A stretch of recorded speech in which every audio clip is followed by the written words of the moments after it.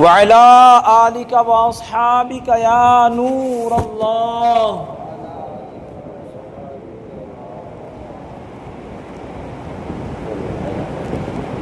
فرمان مصطفیٰ صلی اللہ علیہ وسلم، تم اپنی مجلسوں کو مجھ پر درود پاک پڑھ کر آراستہ کرو کہ تمہارا مجھ پر درود پاک پڑھنا قیامت کے دن تمہارے لیے نور ہوگا. صلو علی الحبیب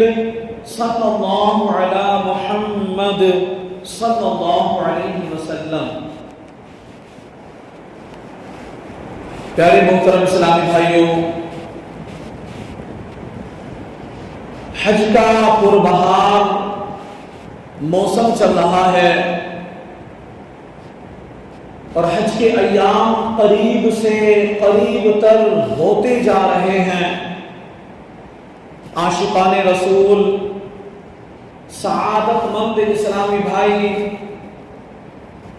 جنہیں اللہ پاک نے یہ سعادت عطا فرمائی، وہ حج کے لیے روانہ بھی ہو رہے ہیں. وہ جب ان گلی کوچوں میں پہنچیں گے حج کرنے کے لیے، جب اللہ کے گھر کعبہ شریف کے پاس پہنچیں گے تو طواف کعبہ بھی ہوگا، صفا و مروہ کی سعی بھی ہوگی، مینا میں بھی حاضری ہوگی، میدان عرفات اور مزدلفہ میں قیام بھی ہوگا. اس کے بعد یہ سعادت مند عاشقان رسول اپنی بھیگی بھیگی آنکھوں کے ساتھ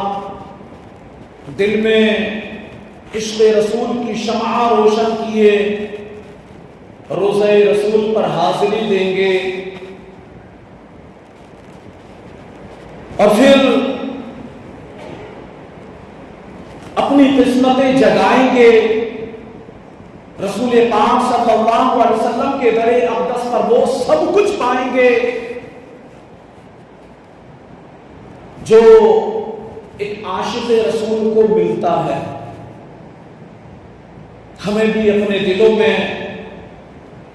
عشق رسول کی شمع جلانی چاہیے.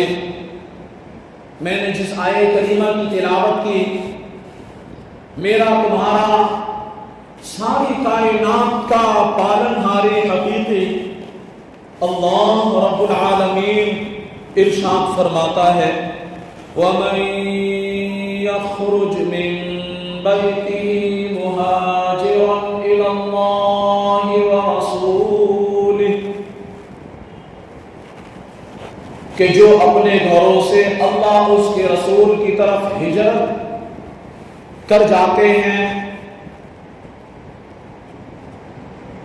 فَقَدْ وَقَعَ أَجْرُهُ عَلَى اللَّهِ، اور پھر اس ہجرت کے راستے میں انہیں موت واقع ہوتی ہے، موت آ جاتی ہے. وَكَانَ اللَّهُ غَفُورًا رَحِيمًا، تو ان کا اجر، ان کا ثواب اللہ کریم کے ذمہ پر ہے اور وہ بہت بخشنے والا مہربان ہے. اس آیہ کریمہ کے متعلق کئی مفسرین نے تفسیر کی اور اس آیہ کریمہ کا جو شان نزول بتایا جاتا ہے وہ یہ ہے کہ ایک صحابی رسول تھے. وہ زمانہ جب مسلمانوں کو ستایا جاتا تھا، مسلمانوں کو تڑپایا جاتا تھا، یہاں تک کہ مسلمانوں نے اپنے وطن کو چھوڑنے کا ارادہ کر لیا. انہی دنوں کی کہانی میرے نبی پاک صلی اللہ علیہ وسلم بھی مکہ مکرمہ کو چھوڑ کر مدینہ منورہ ہجرت کر جاتے ہیں.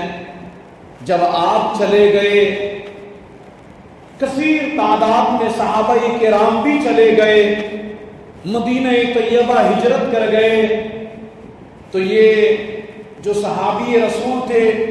ان کے تعلق سے کئی ایک روایات موجود ہیں۔ کئی ایک روایات میں راویوں نے لکھا ہے کہ ان کا نام زمرہ بن جندب تھا، اور یہ بوڑھے بھی ہو چکے تھے، عمر بھی ان کی بہت ہو چکی تھی۔ بعض روایتوں میں یوں بھی بتایا جاتا ہے کہ اتنی عمر ان کی ہو گئی تھی کہ یہ بول بھی نہیں پاتے تھے، چل بھی نہیں پاتے تھے، اور بعض روایتوں میں یوں ہے کہ چل پاتے تھے اور اپنی زبان سے بولتے بھی تھے۔ بہرحال راوی کہتے ہیں کہ جب سرکار مدینہ قرار قلب و سینہ، فیض گنجینہ، صاحب معطر و معمبر پسینہ صلی اللہ علیہ وسلم مکہ پاک سے مدینہ پاک جب ہجرت کر گئے تو یہ صحابی رسول زمرہ رضی اللہ تعالیٰ عنہ، ان کے دل میں کڑن پیدا ہوئی، عشق کی شمعیں ایسے روشن ہوئی کہ ان کو سرکار صلی اللہ علیہ وسلم کے دیدار کے بنا رہنا ہی نہیں بنتا تھا۔ عشق کا چراغ روشن ہوتا گیا، عشق نے ان کو بے چین کر دیا، ایسی بے چینی لاحق ہوئی کہ یہ گھر والوں سے کہنے لگے کہ مجھے مدینے جانا ہے، مجھے مدینے جانا ہے، میرا سامان باندھ دو، میری سواری کو تیار کر دو، مجھے میری سواری پر بٹھا دو، سواری کا رخ مدینے کی طرف کر دو، مجھے مدینے جانا ہے، اپنے آقا کے قدموں میں جانا ہے، اپنے آقا کے قدموں میں جا کر آقا کا دیدار کرنا ہے، اور ان کے دیدار سے اپنی آنکھوں کو ٹھنڈک کر پہنچانی ہے، اپنے دل کو سکون بخشنا ہے۔ عمر ایسی ہی، جب کوئی بندہ آپ تصور باندھے یہاں پر کہ ہمارا اگر کوئی بزرگ، ہمارے اگر کوئی بزرگ ہے، اتنے لاغر ہو گئے، اتنے کمزور ہو گئے، چلنا ان کو نہیں بنتا، اگر وہ چلتے ہیں تو نقاہت کی وجہ سے گر پڑتے ہیں، تو آپ اور ہم ایسے بزرگ کو اپنے گھر سے نکالنا بھی پسند نہیں کرتے، ان کی دیکھ ریکھ کرتے ہیں، ان کی خدمت کرتے ہیں، ان کی ہر چیز کو مہیا کر دیتے ہیں جو ضرورت کی ہوتی ہے، ہم ان کی خدمت دل کھول کر کرتے ہیں اور ہم ان کو باہر نہیں جانے دیتے۔ لیکن باہر عشق رسول، اے سچے عاشق رسول، تیرے عشق کو سلام ہے، تیرے عشق رسول کو سلام ہے کہ تو نے عشق بھی کیا تو کیسی عمر میں جا کر کے کیا، اور پھر تیرے عشق نے تجھ کو کہاں پہنچا دیا۔ اللہ اکبر۔ آج ہم اور نہ جانے کہاں کہاں ان کے تذکرے ہوتے ہیں، کیوں ہوتے ہیں؟ اس لیے کہ انہوں نے عشق ہی سچا کیا تھا اپنے مصطفیٰ کریم سے، انہوں نے عشق ہی سچا کیا تھا مصطفیٰ کریم سے، اور یہ عشق نے ایسی منزلوں تک پہنچا دیا کہ ان کو عشق کی معراج نے بلند کر دیا۔ بہرحال گھر والے منع کرتے رہے، یہ اصرار کرتے رہے، یہاں تک کہ گھر والوں کو مجبوراً ان کی سواری تیار کرنا پڑی، سامان باندھ دیا گیا، ان کو سواری پر سوار کر دیا گیا۔ راوی کہتے ہیں کہ وہ گھر سے باہر نکل گئے، اور پھر آج کے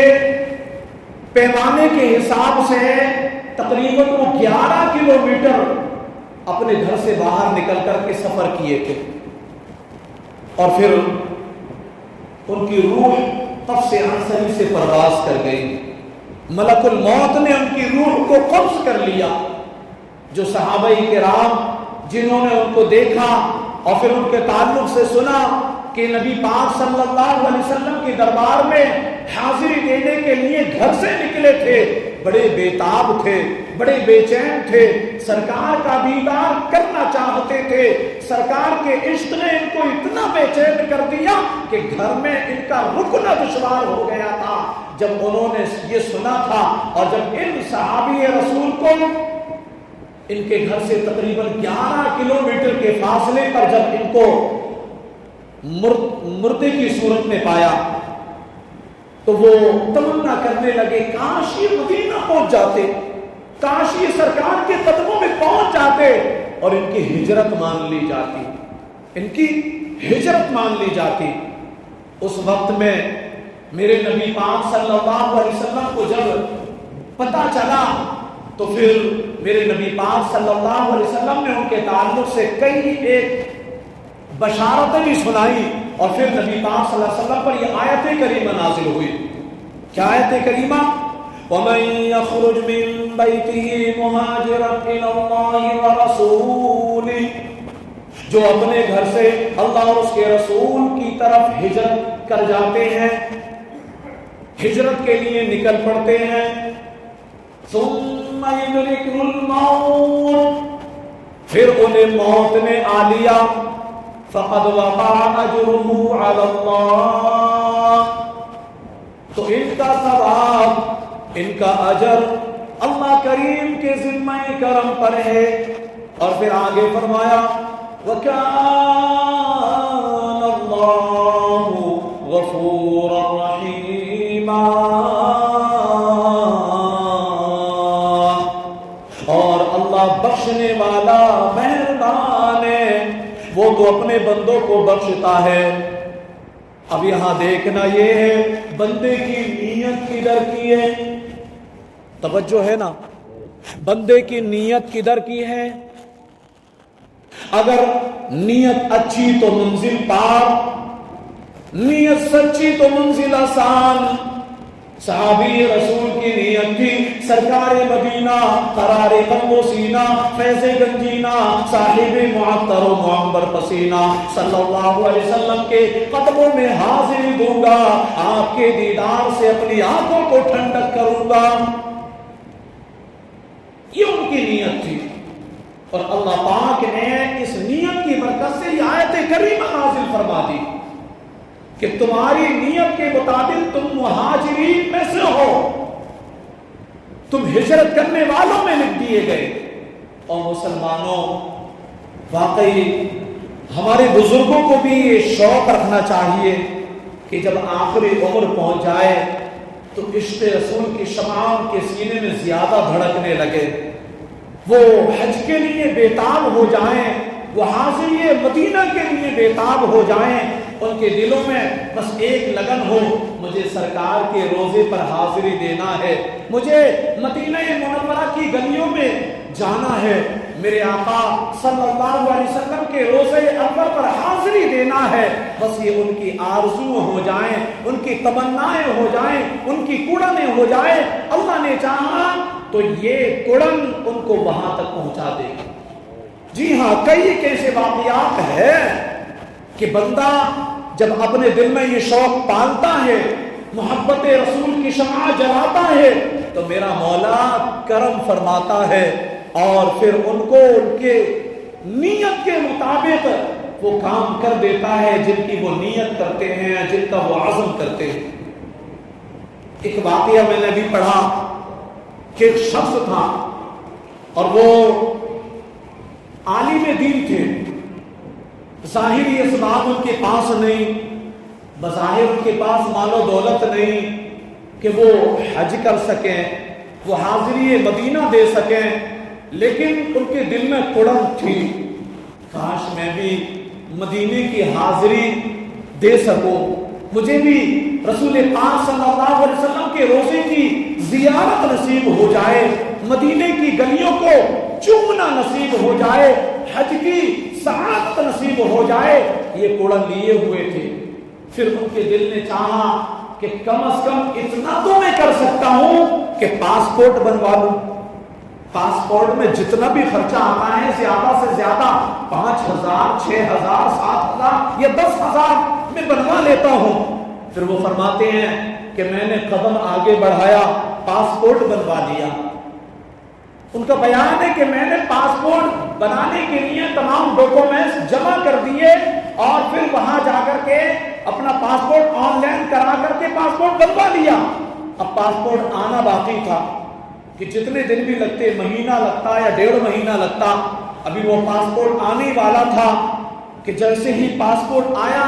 اس کے 8 یا 10 دن کے بعد میں اسباب بن گئے،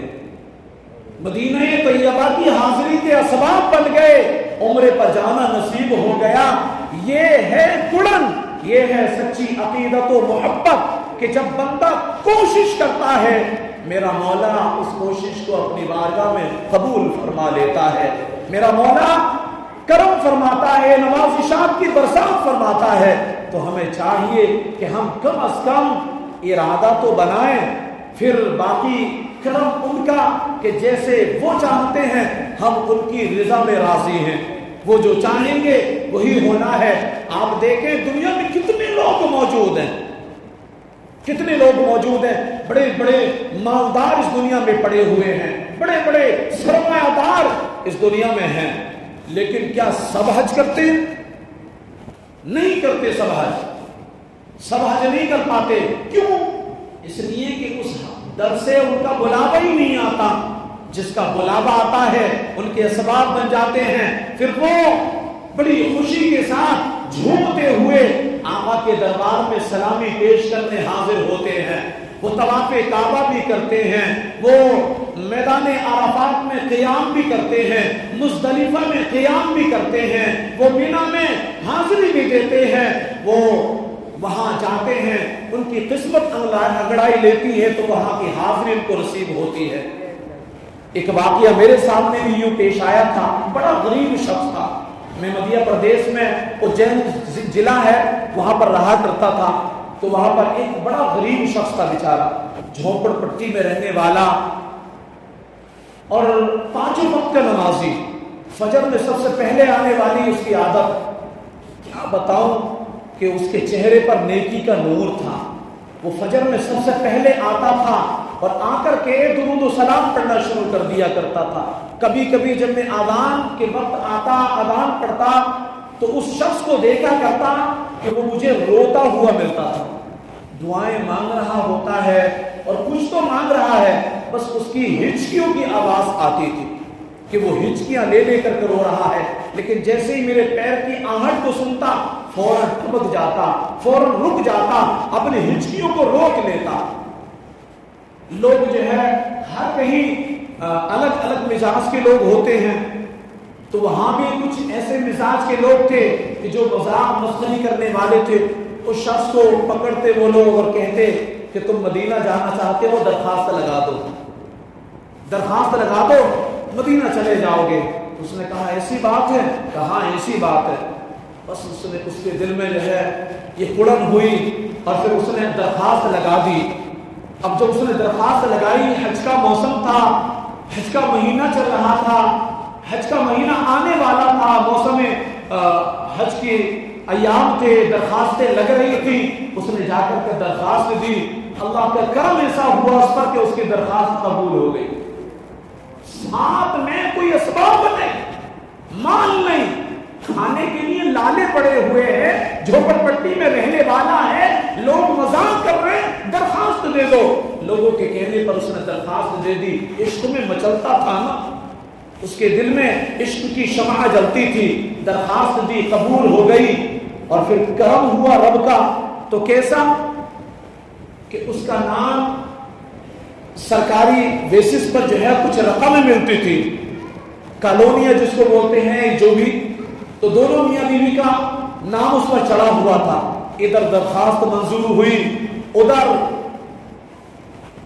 سرکار کی طرف سے ان دونوں کو 1 لاکھ روپے آ گئے، 1 لاکھ روپے آ گئے۔ یوں اس کے اسباب بنے، پھر جو ہے کھیتی باڑی کرتا تھا، اس میں بھی اچھا منافع ہوا، یوں اس کے اسباب بنتے چلے گئے۔ پھر تھوڑی بہت کمی پڑی تو جو اس کے بہت زیادہ قریبی عزیز اور اقربا تھے انہوں نے اس کی مدد کی. اور پھر جو لوگ مذاق کیا کرتے تھے جب وہ حج کے لیے جا رہا تھا تو ان کے لیے ان کی آنکھوں میں نے آنسو دیکھے کہ وہ آنسوؤں سے رو رہے تھے